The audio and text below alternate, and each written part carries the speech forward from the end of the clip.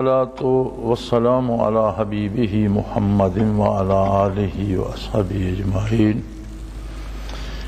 اعوذ باللہ من الشیطان الرجیم، بسم اللہ الرحمن الرحیم۔ شہر رمضان الذی انزل فیہ القرآن ھدی للناس وبینات من الھدی والفرقان۔ اللہم سبحانک لا علم لنا الا ما علمتنا انک انت العلیم الحکیم۔ مولا یا صلی وسلم دائما ابدا علی حبیبک من زانت بہ السرور۔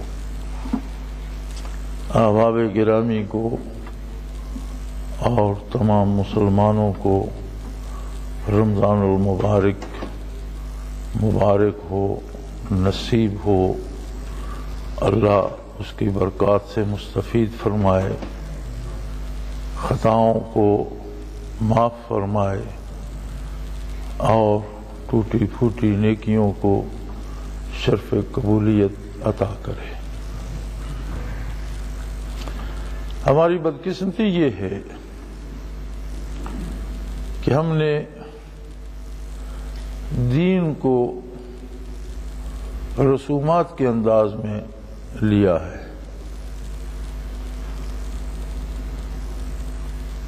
اور دین کو اگر اس کی عظمت سے نیچے کر کے دیکھا جائے تو وہ دین نہیں رہتا۔ دین کی عظمت یہ ہے کہ دین حکم کرتا ہے، مشورے نہیں لیتا، حکم دیتا ہے اور اس میں کوئی ابہام نہیں ہوتا۔ یہ ہم ہیں جو کمزور ہیں یقین میں، ایمان میں، ہم اس کی تعویلیں کرتے رہتے ہیں، اور عجیب بات ہے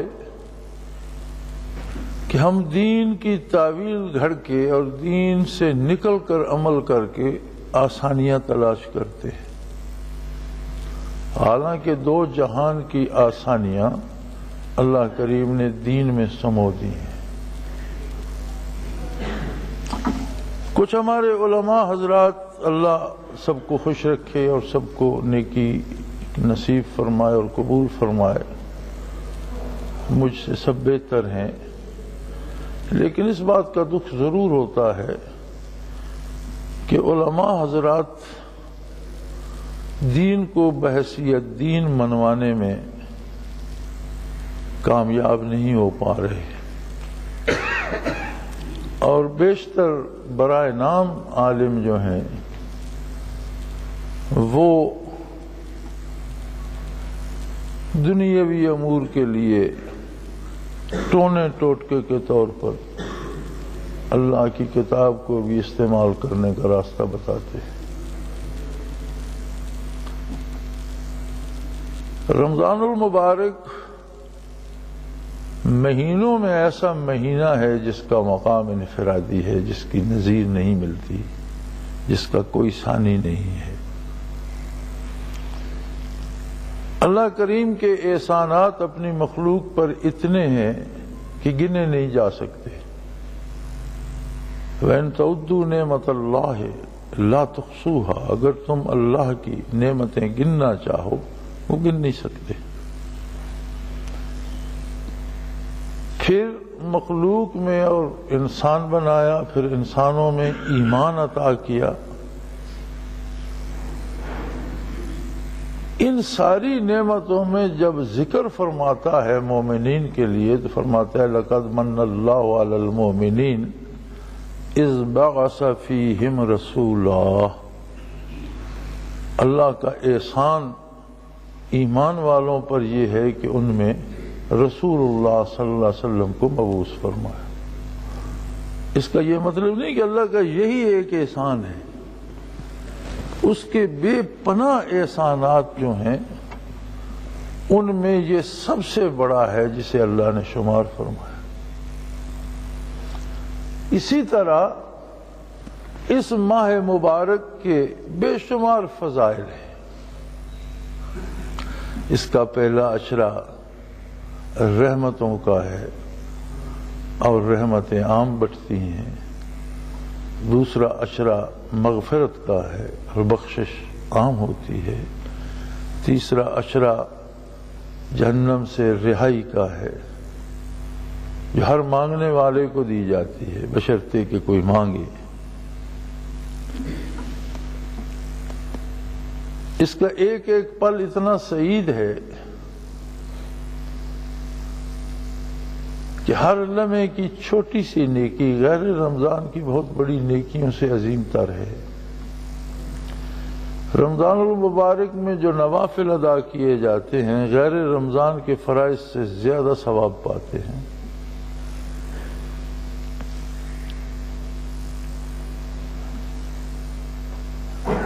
ایک روزہ زندگی بھر کے گناہوں کو بخشنے کے لیے کافی ہے، ایک روزہ۔ اور ایک رات کا قیام جسے علماء حق فرماتے ہیں جس نے عشاء فجر جماعت سے پڑھی اور فجر با جماعت ادا کی اسے قیام لیل کا ثواب ملتا ہے، وہ قائم اللیل ہے۔ ایک رات کا قیام زندگی بھر کے گناہ بخشوانے کے لیے کافی ہے، لیکن اس کے ساتھ ایک شرط لگا دی، من صام رمضان ایمانا و احتسابا، جس نے رمضان کا روزہ اس حال میں رکھا کہ اسے اللہ پر یقین کامل ہے،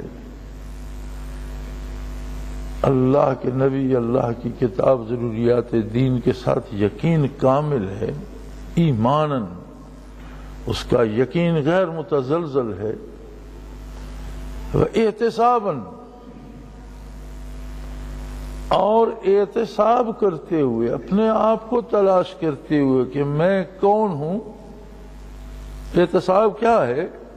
اپنے آپ کو تلاش کرنا کہ میں کون ہوں اور بلوغت سے لے کر آج تک میں کیا کرتا رہا ہوں، کہاں کھویا رہا ہوں، اور آج میں کیا کرنے جا رہا ہوں اور یہ میں کب تک کرنے جا رہا ہوں۔ یہ وقتی اور لمحاتی فیصلہ ہے یا زندگی کا فیصلہ ہے؟ آج جو میں رمضان المبارک کے احترام میں اور اس کی برکت سے مسجد جا رہا ہوں تو یہ رمضان ہی کے لیے ہے یا میری زندگی بدل رہی ہے؟ اگر کسی نے ایمان اور احتساب سے روزہ رکھا غفر لہ ما تقدم من ذنبہ، جتنے گناہ وہ زندگی میں کر چکا ہے وہ سب معاف ہو جاتے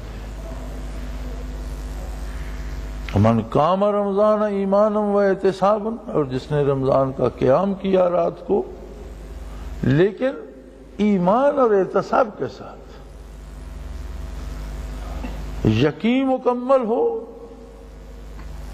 اور اپنا احتساب کر کے قیام کرے کہ میری سوچیں کیا تھی، میرا کردار کیا تھا، میں آج تک کیا کرتا رہا، آج جو میں نے فیصلہ کیا اللہ کی حضور دست بستہ کھڑا ہونے کا، تو یہ میرا لمحاتی یا وقتی فیصلہ ہے یا میں نے پوری زندگی بدل دی ہے اور اب میں اللہ کی نافرمانی سے ہر ممکن کوشش کروں گا کہ بچ جاؤں۔ تو فرمایا یہ ایک قیام غفر لہ ما تقدم من ذنبہ، کوئی قید نہیں لگائی کہ چھوٹے چھوٹے گناہ معاف ہوں گے، بڑے ہوں گے، 10 ہوں گے، 50 ہوں گے، کروڑوں ہوں گے۔ فرمایا اس سے پہلے جتنے گناہ کر چکا ہے معاف ہو جائے۔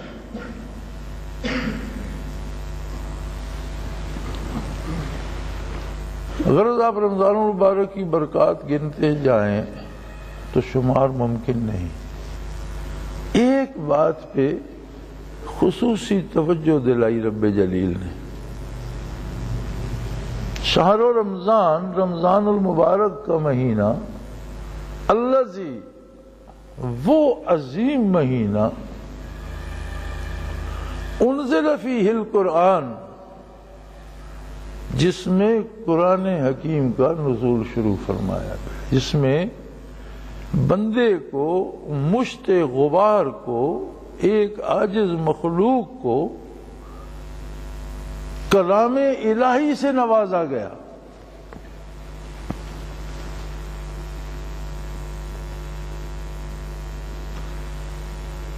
کتنی بھی بارش برسے، چھپ جانے والا کسی اوٹ میں اس سے تر نہیں ہوتا۔ یہی عالم کلام الہی کا ہے۔ جو اپنے دل کا پیالہ ہی الٹا رکھیں، جو اپنے آپ کو چھپا لیں اس سے، انہیں کچھ نصیب نہیں ہوتا، ورنہ کلام ہو اور وہ اللہ کا ہو۔ ہم نے تو یہ دیکھا ہے کہ بات ایک عام سی ہوتی ہے، روزمرہ کی ایک داستان ہوتی ہے، روزمرہ کا ایک واقعہ ہوتا ہے۔ ہم روز کسی سے ملتے ہیں، کسی سے بچھڑتے ہیں، کچھ پاتے ہیں، کچھ کھوتے ہیں۔ یہ زندگی کی روزمرہ کی باتیں ہیں، لیکن کوئی شاعر انہیں جب ایک شعر میں موزوں کر دیتا ہے تو لوگ اس ایک شعر پہ مر مٹتے ہیں، قربان ہونے کو جی چاہتا ہے۔ واقعہ میں کچھ نہیں ہوتا، واقعہ نیا نہیں ہوتا، بات کا اسلوب اور انداز اتنا خوبصورت ہوتا ہے کہ وہ دنیا میں مشہور ہو جاتا ہے۔ پھر کوئی اچھی آواز کا مالک، اچھے گلے کا مالک،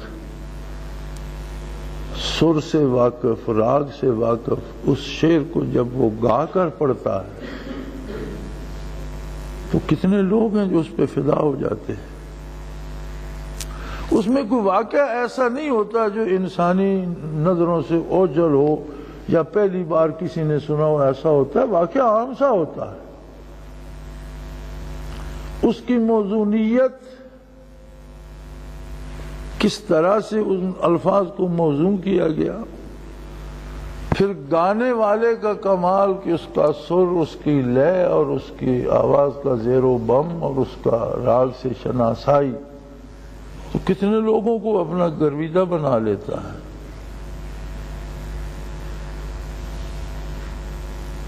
حالانکہ ہم جانتے ہیں کہ شعراء میں بھی اکثریت اور گانے والوں میں بھی اکثریت بیکار لوگوں کی ہے، بے عمل لوگوں کی ہے، بلکہ بعض اوقات ان میں شرفاء کم ہی ملتے ہیں، غیر سنجیدہ لوگ ملتے ہیں۔ ان ساری باتوں کو بندہ بھول جاتا ہے، اس شعر کی موزونیت اور اس لے میں کھو جاتا ہے۔ لیکن اگر کلام ایسا ہو، اتنا خوبصورت کہ جو پوری دنیا کو للکارے، فاتو بصورت من مثلہ، اس جیسا ایک جملہ بنا کر دکھاؤ، ایک ایسا کلام جس کی موزونیت اتنی حسین ہو کہ دنیا میں تمام صاحب کلام لوگوں کو، شاعروں کو، ادیبوں کو، دانشوروں کو، اہل علم کو، سب کو للکار کر کہے کہ جتنا کلام ان 30 پاروں میں ہے، اس کے مقابلے میں اس جیسا ایک جملہ بنا کر دکھاؤ۔ اور یہ اعلان 14 صدیوں پر محیط ہو اور قرآن اپنے اعلان کو دہرائے جا رہا ہو اور کوئی دعویٰ نہ کر سکے کہ اس جیسا ایک جملہ میں بھی موزوں کر سکتا ہوں، اس کے حسن کی کوئی حد ہے؟ یعنی حسن کلام کی کوئی حد بھی ہے؟ پھر کلام متکلم کا آئینہ دار ہوتا ہے، متکلم کی ذات اس میں سموئی ہوئی ہوتی ہے غیر محسوس طریقے سے۔ آپ تجربے کے لیے کسی ایک آدمی کو، کسی ایک خاص طبقے کے لوگوں میں بٹھا دیں، ان کی باتیں سنتا رہے، اچھے ہوں یا برے، جواریوں کے ساتھ بٹھا دیں، کچھ عرصے بعد وہ بندہ جواری بن جائے گا۔ بٹیر بازوں کے پاس بٹھا دیں، تاش کھیلنے والوں کے پاس بٹھا دیں، سرنگیاں بجانے والوں، کسی طبقے زندگی کے لوگوں کے پاس ایک بندے کو ڈاکٹروں کے پاس چھوڑ دیں، کچھ عرصے بعد وہ دوائیاں تجویز کرنے لگ جائے گا، نہ اس نے میڈیکل پڑھا نہ وہ جانتا ہے، لیکن چھوٹے موٹے مرض کے لیے وہ گولیاں بتائے گا، یہ کپسول لے لو، وہ گولی لے لو، یہ ٹیکا لگا لو۔ یہ کیا ہوتا ہے؟ کیا یہ روز نہیں ہوتا ہمارے ساتھ؟ یہ اس لیے ہوتا ہے کہ ان لوگوں کی باتیں سن سن کر ان جیسی خصوصیات اس میں آ جاتی ہیں، ان جیسا ہونے لگ جاتا ہے۔ اور اب اللہ کے کلام کو اگر کوئی سنے، اللہ کے کلام کو پڑھے اور اس کے رنگ میں نہ رنگا جائے، ممکن نہیں۔ کلام باری میں تجلیات ذات باری ہوتی ہیں، اور جنہوں نے اس کو سمجھا، فرمایا اشداء علی الکفار رحماء بینہم تراہم رکعا سجدا یبتغون فضلا من اللہ ورضوانا۔ یعنی قرآن سمجھنے سے ہوا کیا؟ معیت آقا نامدار صلی اللہ علیہ وسلم نصیب ہوئی، اور فیض معیت یہ تھا کہ غصہ اور محبت دو متضاد کیفیات ہیں، ہمارے بندے مومن میں دونوں موجود ہیں۔ ناحق پہ غصہ اور ضرور کرتا ہے، اور حق پہ بچ جاتا ہے، ایک وقت میں چمکتی ہوئی بجلی بھی ہے، برستی ہوئی ابر بارہ بھی ہے۔ باطل کے لیے جلا دینے والی بجلی ہے، اور حق کے لیے نمو دینے والی محبت کی بارش بھی ہے۔ دونوں ضدیں ایک بندے میں جمع ہو جاتی ہیں، پھر اس کا ہر عمل تراہم رکعا سجدا، زندگی کا ہر عمل رکوع و سجود بن جاتا ہے۔ اٹھتا ہے تو اللہ کے حکم کے مطابق، بیٹھتا ہے تو اللہ کے حکم کے مطابق، دوستی کرتا ہے تو اللہ کے حکم کے مطابق، دشمنی کرتا ہے تو اللہ کے حکم کے مطابق، خریدتا ہے تو اللہ کے حکم کے مطابق، بیچتا ہے تو اللہ کے حکم کے مطابق۔ زندگی کا ہر کام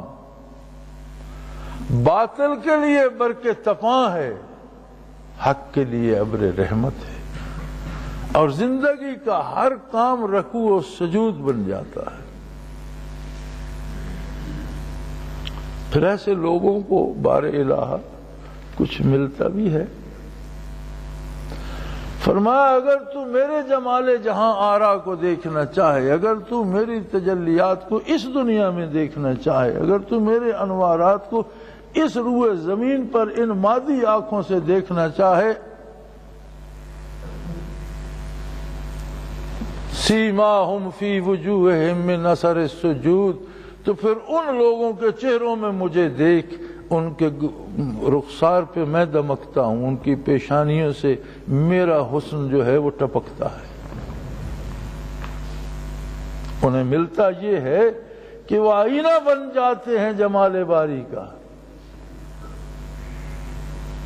نبی علیہ الصلوۃ والسلام پر کسی نے سوال پیش فرمایا کہ یا رسول اللہ صلی اللہ علیہ وسلم، جب آپ دنیا سے پردہ فرما جائیں گے، صحابہ کا دور بیت جائے گا، تابعین تبع تابعین، خیر القرون گزر جائے گا، لوگ عام ہو جائیں گے ایک جیسے سارے، ان میں کوئی خصوصیت نہیں ہوگی صحابیت کی، تابعیت کی، تبع تابعیت کی، تو اس زمانے میں ہم کس بندے کو اپنا دوست سمجھیں، کس کی صحبت میں بیٹھیں، کس کے پاس جائیں، کسے ہم ایسا سمجھیں جس میں آپ کی برکات ہوں گی، کس کے پاس حضور فیض کے لیے حاضر ہوں؟ آپ صلی اللہ علیہ وسلم نے فرمایا جس کو دیکھنے سے خدا یاد آئے،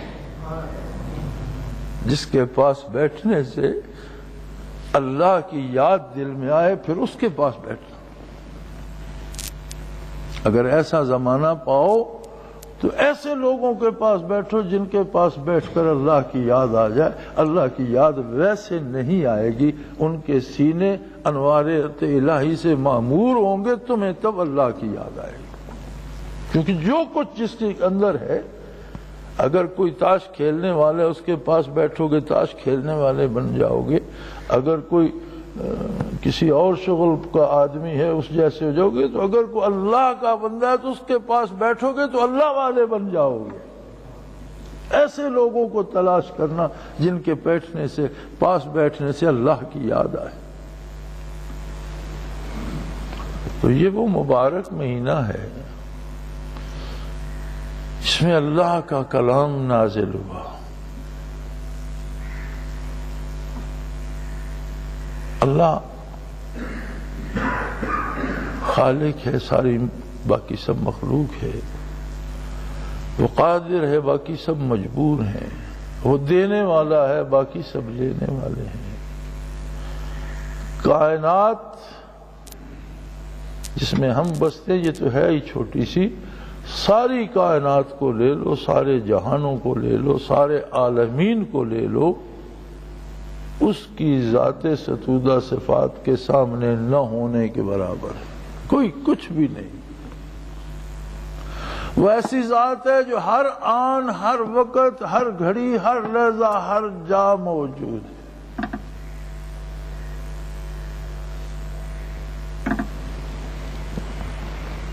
ہر چیز پہ قادر ہے، وہ اتنا کریم ہے کہ ہم اس کے کرم کا اندازہ ہی نہیں لگا سکتے۔ اس نے کوئی شرط نہیں رکھی کہ وہ کون ہے، کیسا ہے، کس خاندان کا ہے، شکل کیسے۔ فرمایا یہدی الیہ من ینیب، جس کے دل میں تڑپ پیدا ہو جائے میرے لیے، میں اسے اپنے بازو رحمت میں لے لیتا ہوں۔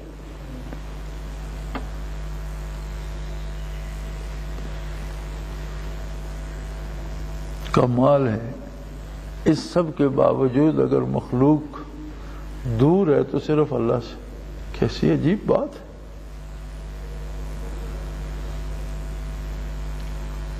کتنی عجیب بات ہے اگر اس پہ کبھی کوئی تھوڑی دیر سوچے کہ وہ ہستی جو ہماری خالق ہے، وہ ہستی جو ہمارے سانسوں کو چلا رہی ہے، وہ ہستی جو ہمارے دل کی دھڑکنوں کو آباد رکھے ہوئے ہے، وہ ہستی جو ہمارے رگ و ریشے اور پے پے میں جاری و ساری ہے،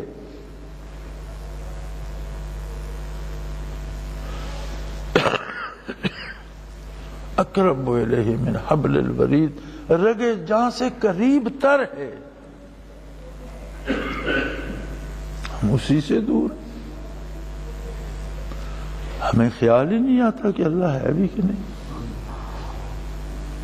ہم نے کبھی یہ سوچنے کی تکلیف ہی گوارا نہیں کی کہ اللہ کہاں ہے، کیسا ہے، کیا ہے۔ بہت مدت کی بات ہے، سال 59 کی دہائی کی بات ہوگی۔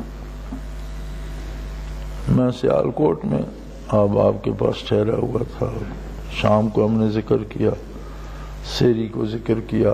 ڈاکٹر صاحب تھے، اللہ انہیں غریق رحمت فرمائے، کہ حادثے میں فوت ہو گئے۔ پھر بہت مزے کے آدمی تھے۔ میں نے وہ ایک بندہ دیکھا ہے کہ مریض کو دیکھا، دوائی لکھ رہا ہے، آدھی چٹ لکھی تو مؤذن کی آواز کان میں پڑی، اللہ اکبر، تو قلم رکھ دی۔ اب وہ کہتے ہیں ڈاکٹر صاحب یہ پوری کر لینا، آپ نے 2 حرف ہی لکھنے ہو۔ کہتا ہے نہیں، اللہ کا خادم اللہ کی طرف بلائے اور میں بیٹھ کے لکھتا رہوں، میں اب نماز کے بعد لکھوں گا۔ وہیں رکھ دیتے تھے ہر چیز اور چلے جاتے تھے، نماز سے فارغ ہو کے آ کے اگلا کام کرو۔ عجیب آدمی تھے۔ صبح کا ذکر کر کے تشریف لے گئے۔ ابھی ہم بیٹھے تھے، ناشتہ بھی نہیں کیا، ڈاکٹر صاحب واپس آ گئے۔ السلام علیکم۔ السلام علیکم ڈاکٹر صاحب، کیا بات ہے؟ یار میں بڑا پریشان ہو گیا ہوں، کیا پریشانی ہے؟ کہنے لگے عجیب بات ہے کہ رگے جاں سے قریب ہے، اللہ ہر جگہ موجود ہے، اور پھر ہم اللہ سے کیوں دور ہیں؟ ہمارے درمیان دیوار کیا ہے؟ اللہ کے اور میرے درمیان پردہ کیا ہے کہ مجھے سمجھ ہی نہیں آتی کہ اللہ موجود ہے؟ لیکن صاحب بات تو چھوٹی سی ہے، لیکن اگر سمجھ آ جائے تو اللہ کے درمیان ہم خود پردہ ہیں، اپنے اور اللہ کے درمیان، اور کوئی پردہ نہیں، اور کوئی دیوار نہیں۔ ہم ساری عمر میں جیتے رہتے ہیں، میں نے یہ کر دیا، میں نے وہ کر دیا، میں وہاں جا رہا ہوں، میں وہاں سے آ رہا ہوں، میں نے اس کا کام کیا، میں نے اس کا۔ میں نے کہا یہ میں نکال دو تو ڈاکٹر صاحب کیا کہو گے؟ اللہ مجھے وہاں لے جا رہا ہے، اللہ مجھے وہاں سے لے آیا، اللہ نے مجھے توفیق دی، میں نے یہ کام کیا، اللہ نے مجھے اس سے روک دیا ہے، میں نے نہیں کیا۔ میں نے کہا بات تو اتنی سی ہے، بات تو چھوٹی سی ہے، لیکن سمجھ میں آئے تو ذات ہمارے اور ہمارے پروردگار کے درمیان دیوار بنی ہوئی، اس کو ہٹا دو، اس پردے کو، باقی اللہ رہ جائے گا۔ لیکن یہ وہ باتیں ہیں جنہیں ہم نہیں سوچتے۔ ہم واز بھی کرتے ہیں تو بخشش کی بات کریں گے، جنت کی بات کریں گے، حور و قصور کی بات کریں گے، انعامات کی بات کریں گے، اس کے کرم کی بات کریں گے، ساری بات درست ہے، لیکن یہ سارا اس کے لیے ہے جس نے اس کو پہچانا ہو۔ اب آپ صدر کے لیے کیا کیا سہولتیں ہیں وہ گنتے رہیں، وزیر اعظم کو کیا کیا پروٹوکول حاصل ہے وہ گنتے رہیں، گورنر کا پروٹوکول کیا ہے وہ گنتے رہیں، آپ کو کیا ملے گا؟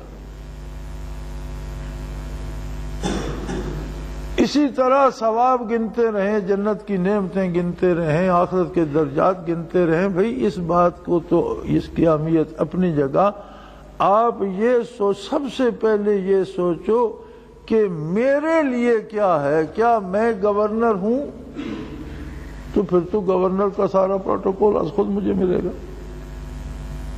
اور نہیں ہوں ایک عام آدمی ہوں تو یہ سوچتا رہوں کہ گورنر ہے، اس پہ یہ بھی ہے وہ بھی ہے، اس سوچنے سے کیا فائدہ ہوگا؟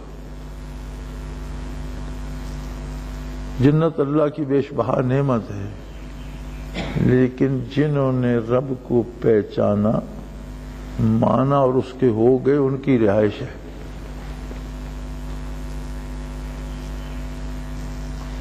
اس زندگی میں جن لوگوں نے نور مصطفیٰ صلی اللہ علیہ وسلم سے روشنی حاصل کی، اپنی بینائی نور نبوت سے روشن کی، اللہ کی عظمت کو پہچانا، اس کی ذات کو پہچانا، جانا، مانا اور اس کے ہو گئے، ان کا گھر ہے۔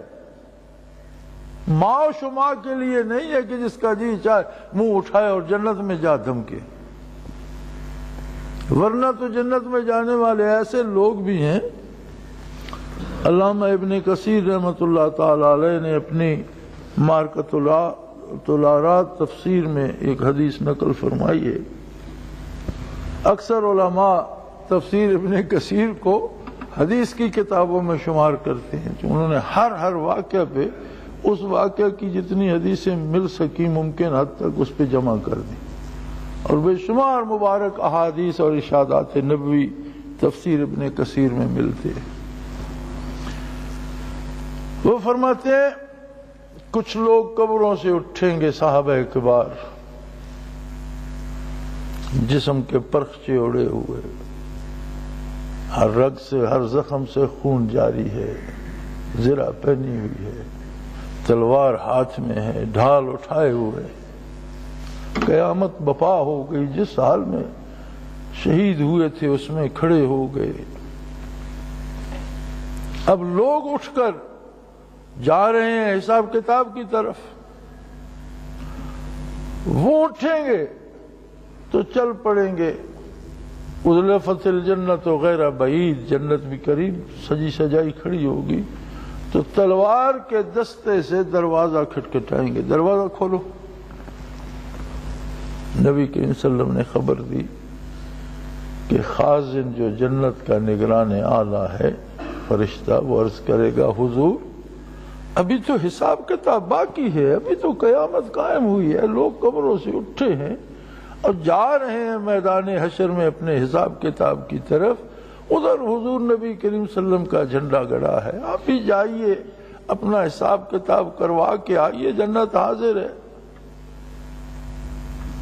حضور نے فرمایا صلی اللہ علیہ وسلم کہ وہ اپنی ڈھالیں تلواریں پھینک دیں گے، متوجہ اللہ ہوں گے اور کہیں گے بار الہ ہم گمراہ تھے، تو نے ہمیں ہدایت نصیب فرمائی، ہم برائی میں الجھے ہوئے تھے، تو نے نبی صلی اللہ علیہ وسلم کو مبعوث فرما کر ہمارے سینے منور کر دیے، ہم تجھے بھولے ہوئے تھے، تو نے ہمیں اپنا عاشق و دیوانہ بنا دیا، تو نے ہمیں گھر دیے، اولادیں دی، صحت دی، طاقت دی، جرأت دی، قوت دی، تیری نعمتیں نہیں گن سکتے، لیکن یہ تیری توفیق تھی، گھر ہم نے تیری راہ میں چھوڑ دیے، بیٹے تیری راہ میں قربان کر دیے، اور اپنے سینے چھلنی کروا کے بیویوں کو بیوہ کر کے قبر کی آغوش میں آ گئے۔ اب ہمارے پاس بچا کیا تھا جس کا یہ فرشتہ حساب مانگتا ہے؟ کیا بچا کے رکھا تھا ہم نے کہ یہ رضوان ہمیں کہتے ہیں جاؤ حساب کرواؤ؟ ارشاد نبوی ہے کہ اللہ کریم ارشاد فرمائیں گے رضوان کو کہ جنت کے سب دروازے کھول دو، ان کی مرضی کہاں سے داخل ہوتے اور ان کی مرضی کہاں قیام کرنا چاہتے ہیں۔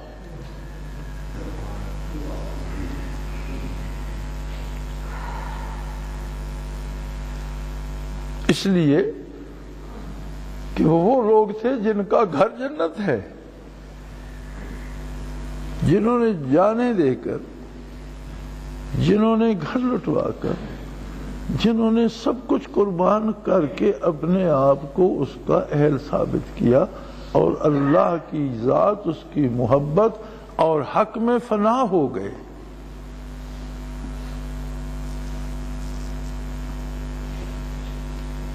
تو جنت کا وظیفہ کرنے سے جنت نہیں ملے گی، جنت کے استحقاق سے جنت ملے گی، رحمت الہی سے جنت ملے گی، اور رحمت الہی کو پانا طلب رحمت پہ موقوف ہے۔ کوئی ایسا بندہ روئے زمین پر نہیں ہے کہ اللہ کو اس کی احتیاج ہو۔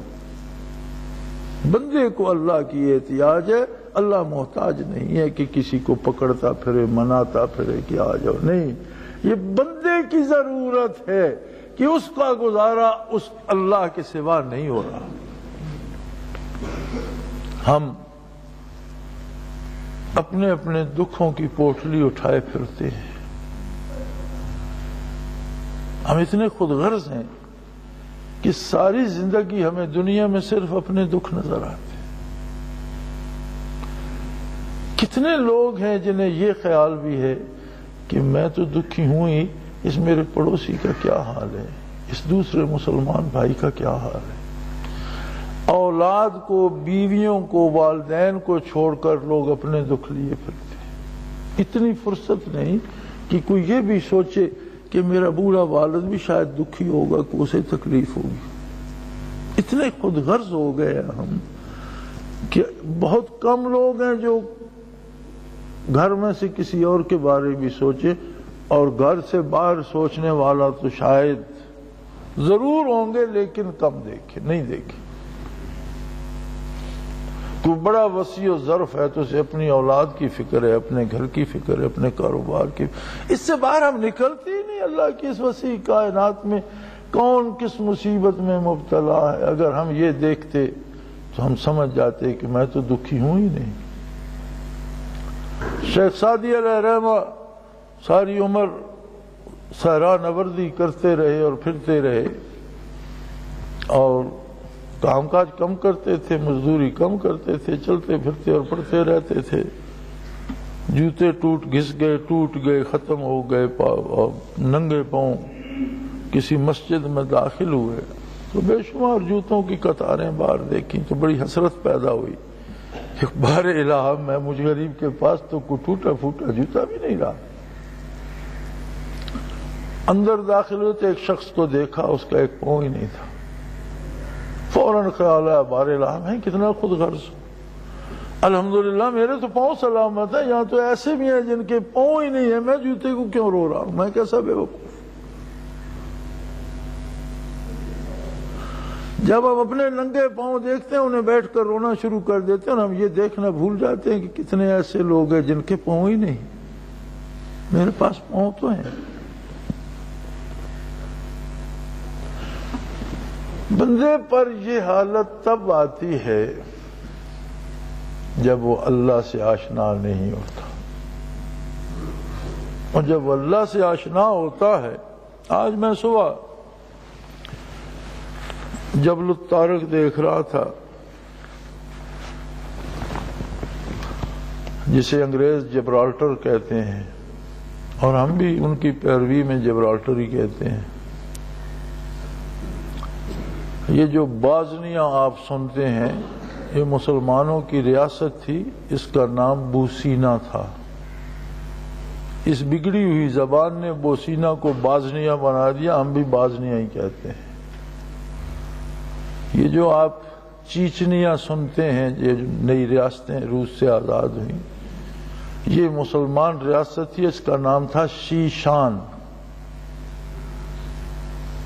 وہ اس انگریزوں کی یہ جو بگڑی ہوئی زبان ہے، جس میں بات کرتے ہوئے منہ بھی ٹیڑھا کرنا پڑتا ہے اور ہونٹ بھی ٹیڑھے کرنے پڑتے ہیں، اس نے شیشان سے چیچنیاں بنا دیا، اور ہم اسے چیچنیاں ہی کہتے ہیں۔ اسی طرح جبل الطارق وہ پہاڑ تھا جہاں حضرت طارق رضی اللہ تعالی عنہ نے فوجیں اتاری ہسپانیہ کے ساحلوں پر، اور انہی کے نام سے چھوٹی سی پہاڑ، ایک چٹان ہے، بس پہاڑی کیا ہے، صرف ایک چٹان ہے، تھوڑی تھوڑی مٹی ہے، اس پر چھوٹی چھوٹی جھاڑیاں ہیں۔ آج وہ دکھا رہے تھے، اور وہاں انہوں نے افریقہ سے لا کر بندر آباد کیے ہیں، اور وہ وائلڈ لائف میں وہ ان کی دکھا رہے تھے بندروں کی، یعنی ان کا بغض دیکھیے کہ حضرت طارق کے نام سے ہے تو اس کی کس طرح سے توہین کی جا سکتی ہے۔ تو وہاں تو بندر نہیں پائے جاتے تھے، افریقہ کے جنگلوں سے بندر اٹھائے اور ان کی خاص خوراک کا انتظام ہو رہا ہے، اور ان کو وہاں بسایا گیا، اور ان کی وہ بندر ڈسکس کر رہے تھے، اور میں ان چٹانوں کو دیکھ رہا تھا۔ آپ نے جب وہاں لنگر انداز ہوئے تو حکم دیا کہ جن جہازوں میں امائیں انہیں جلا دیا جائے، جو بھی 4 تھے، 5 تھے، 10 سے لکڑی کے جہاز ہوا کرتے تھے، کپڑے کے بادبان ہوتے تھے، اڑا کے لے جاتے تھے ہوا سے۔ ساحل پہ پہنچے، اور بہت بڑی ریاست تھی، اور بہت بڑے عظیم شہنشاہ تھے عیسائی، اور حکومت تھی، چھوٹی چھوٹی ریاستیں بھی تھیں لیکن ایک بہت بڑی بادشاہت بھی تھی، اور وہ چھوٹے چھوٹے ان والیان ریاست کو تنگ کرتا رہتا تھا۔ مسلمانوں کو دعوت بھی ایک عیسائی والی ریاست نے اس شہنشاہ سے تنگ آ کر دی تھی۔ آپ نے حکم دیا کہ جہازوں کو جلا دو۔ جب جہاز جلا دیے گئے تو سوال یہ ہوا کہ حضرت ہم وطن سے تو بہت دور ہیں، اور ترک سبب تو شریعت میں جائز نہیں ہے، تو آپ نے جو حکم دیا اس کا شرعی جواز تو کوئی نہیں رہا۔ طارق چو بر کنارے اندلس سفینہ سوخت، گفتند کار تو بنگاہ خرد خطاست، دوریم از سواد وطن باز چو رسیم، ترک سبب ضرور شریعت کجا رواست۔ طارق نے جب جہاز جلا دیے اندلس کے کنارے پر، تو عرض کیا گیا کہ یہ تو آپ نے بہت غلطی کی ہے، گفتند کار تو بنگاہ خرد خطاست، ہر عقل مند آدمی اس کو غلط کہے گا۔ دوریم از سواد وطن باز چغر سے، ہم تو اپنے وطن سے بہت دور نکل آئے ہیں، سمندروں کے سینے چیر کر، واپس جانا پڑا تو کیسے جائیں گے؟ اور ترک سبب سے روح شریعت کو جا رواست، اور اسباب کو چھوڑنا تو شرعی طور پر جائز نہیں ہے۔ خندید، ان کے چہرے پہ مسکراہٹ پھیل گئی۔ خندید دست خیش بس شمشیر برد و گفت، ان کے چہرے پہ مسکراہٹ پھیل گئی، انہوں نے ہاتھ اپنی تلوار کے قبضے پہ رکھا اور فرمایا ہر ملک ملک ماست کے ملک خدا ماست۔ ہم وطن سے دور نہیں، ہم تو اپنے وطن میں، ہر ملک ہمارا ملک ہے کہ ہمارے خدا کا ملک ہے، ہر ملک میرا ملک ہے، میرے رب کا ملک ہے۔ ارے کسی کے باپ کی جائیداد ہو تو اس میں وہ کہتا ہے کہ یہ میری نہیں ہے، وہ تو سینے پہ ہاتھ مار کے کہتا ہے میرے باپ کی جائیداد ہے۔ کسی کو ہم نے روکنا تو کہتے ہیں یہ کوئی تیرے باپ کی ہے۔ انہوں نے فرمایا میرے رب کا ملک ہے، میرا ملک ہے، میں نے واپس کیوں جانا ہے؟ تم یہ کیا سوچ رہے ہو کہ ہم وطن سے دور نہیں ہے، ہر ذرہ زمین ہمارا وطن ہے، ہر خطہ زمین ہمارا وطن ہے، ہر ملک ہمارا وطن ہے، اس لیے کہ ہمارے رب کا ہے۔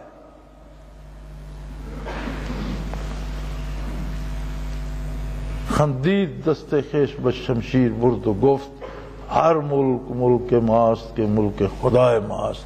اور ان مٹھی بھر جانثاروں نے یہ ثابت کر دیا کہ ہسپانیہ ہمارا ملک ہے اور صدیوں تک رہا۔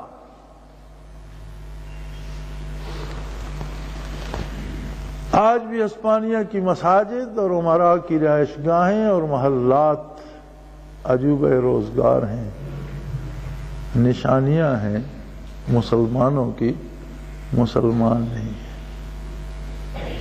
تو مسلمان کیا ہوئے؟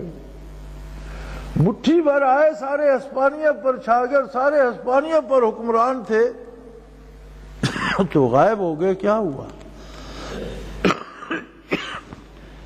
جو آئے تھے وہ اللہ کے بندے تھے، ان کے ساتھ اللہ تھا۔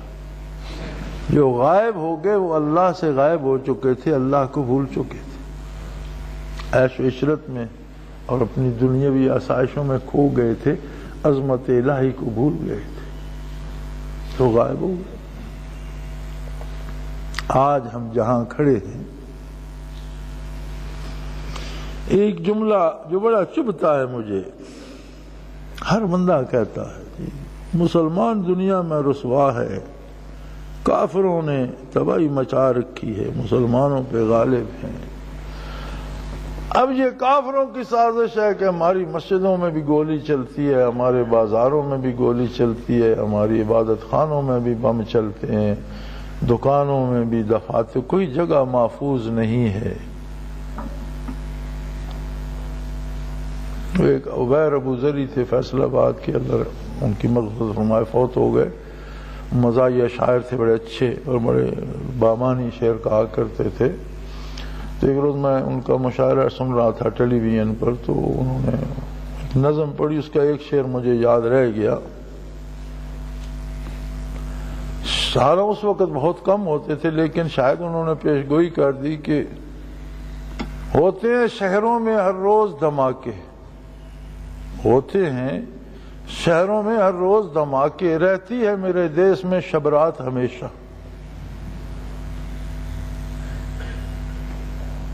تو مجھے دکھ اس بات کا ہوتا ہے کہ ہماری جو سوچ ہے یہ صحیح نہیں ہے۔ مسلمان رسوا نہیں ہے، اسلام رسوا نہیں ہے، ہم رسوا ہیں اس لیے کہ ہم اسلام کو چھوڑ چکے ہیں۔ کہ ہماری رسوائی کا سبب یہ ہے کہ ہم میں سے ہر ایک کردار میں، افکار میں، شکل میں، لباس میں، جس سمت سے دیکھو غیر مسلم بننے پہ فخر کرتا ہے۔ کافروں جیسا دکھائی دینے پہ فخر کرتا ہے، کافروں جیسا کھانے پینے سوچنے پہ فخر کرتا ہے۔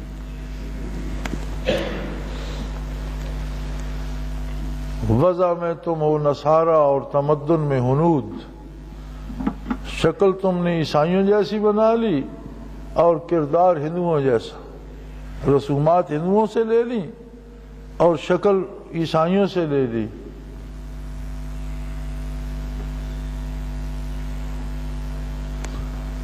تو میرے بھائی الحمدللہ کہ اللہ نے رمضان المبارک کا مبارک مہینہ نصیب فرمایا، کیا خبر زندگی میں پھر نصیب ہو نہ ہو۔ سانس آئی ہے، اندر لی ہے، باہر آئے گی نہیں آئے گی کوئی پتہ نہیں۔ کتنے لوگ تھے جو پچھلے رمضان میں شاداں فرحاں تھے، آج کہاں ہیں؟ کتنے لوگ آج ہیں جو اگلے رمضان میں نہیں ہوں گے۔ میری گزارش صرف اتنی ہے، مجھے یہ غرض نہیں کہ آپ کیا بننا چاہتے ہیں، آپ مولوی بن جائیں، ملا بن جائیں، پیر بن جائیں، صوفی، مجھے یہ غرض نہیں، میں تو صرف اتنی سی گزارش کرتا ہوں کہ رمضان میں اللہ کا حسن عیاں ہوتا ہے، اسے پہچاننے کی کوشش کرو، اللہ کو تلاش کر لو، اللہ کو پالو اور چمٹ جاؤ۔